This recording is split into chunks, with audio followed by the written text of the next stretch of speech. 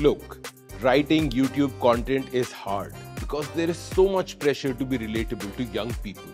So usually channels talk about topics like relationships, new tech gadgets, or Diljit at Coachella. I am also going to follow that same trend and talk about a topic relevant and relatable to young people. Starts with C, ends with L, and could ruin your life. No, not casual relationships, but cholesterol. In fact, it's been all over the news lately. Have you noticed how so many young people are dying of heart attacks? Sushmita Sen had a heart attack and an angioplasty. Stories देखने को मिली है जहां young लोगों को heart attacks आए. What's going on? Why are young hearts failing? And what can you, young man and young woman, do about it? What's bad about bad cholesterol? And do we all need to give up alcohol for our hearts? I'll explain all this in today's episode of the Whole Truth Academy. This is the food and nutrition course we should have all been taught in school.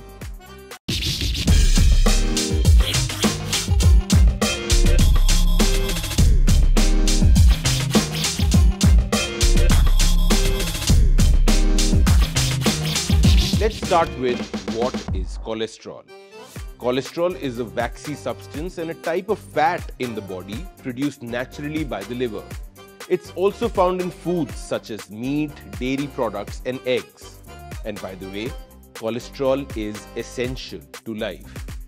It helps with the formation of cell membranes, hormone production, and many other bodily functions. But if cholesterol is so damn essential, why does it get such a bad rep? And why is having lots of it so bad? Because there are two types of cholesterol, good and bad. The so-called bad cholesterol is actually low-density lipoprotein cholesterol or LDL, and good cholesterol is high-density lipoprotein cholesterol or HDL. LDL cholesterol is often referred to as bad cholesterol because it can build up in the walls of arteries and form plaque, which can restrict blood flow and increase the risk of heart disease and stroke. HDL cholesterol is often called good cholesterol because it removes the excess cholesterol from the bloodstream and carries it back to the liver for processing and elimination. Much like every great supervillain needs a bhatija like Crime Master Gogo. Crime Master Gogo पूछ रहा है कि हीरे कहाँ हैं? Where are the diamonds? Cholesterol has one too, triglycerides. Triglycerides are also a type of fat. And much like cholesterol, triglycerides too are produced naturally in the body. They too are found in food. Saturated fats from fried foods, red meat, chicken skin and high-fat dairy are all sources of triglycerides. And just like cholesterol, you can be good or bad too. And I sincerely request that today you choose to be good and share this video with at least 2 friends whose health you worry about. Okay, now back to the topic.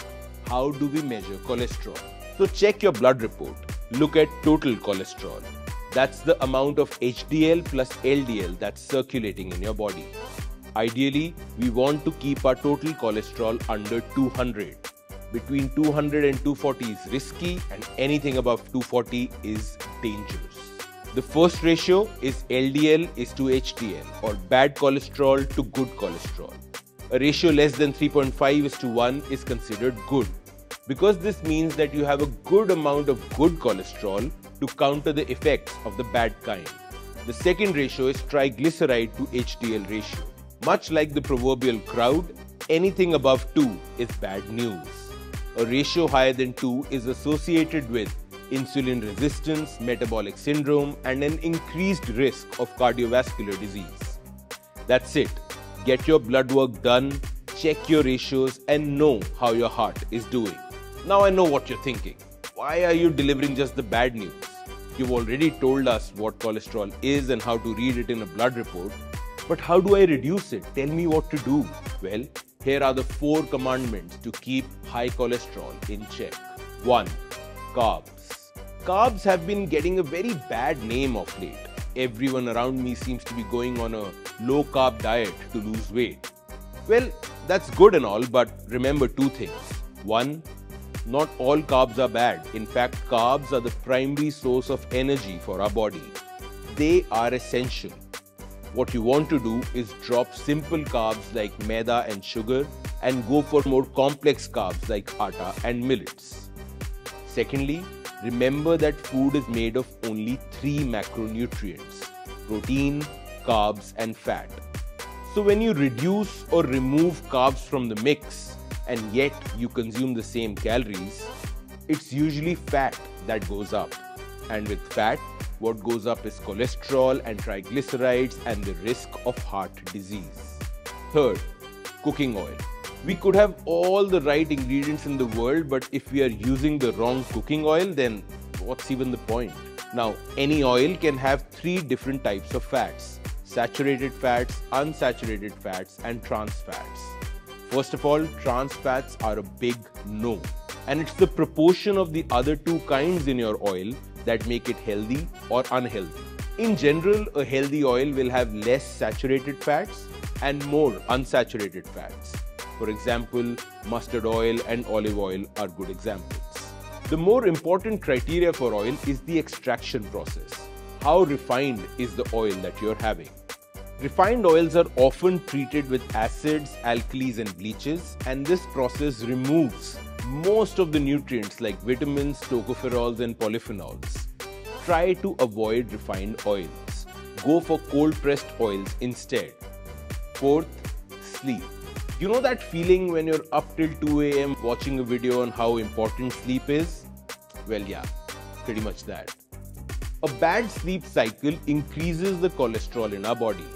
One potential reason for this is that sleep disturbances can lead to an increase in stress hormones such as cortisol, which can stimulate the production of triglycerides and LDL cholesterol. Alright, is cholesterol relevant to young people? Absolutely yes. Do find the time to read your blood reports. You're never too young to care about cholesterol. If you're over 35, make sure you get a blood test done at least once a year and monitor your results. Because hey, when Diljit makes a return to Coachella in 2025, you want to sing your heart out with him. Hope you liked this video from the Whole Truth Academy. Well, hand on my hopefully healthy heart, I really hope it helped you and that you'll share it with friends and family. And not just the older folks, but the younger ones too. And oh, definitely subscribe so we can keep making more of this for you.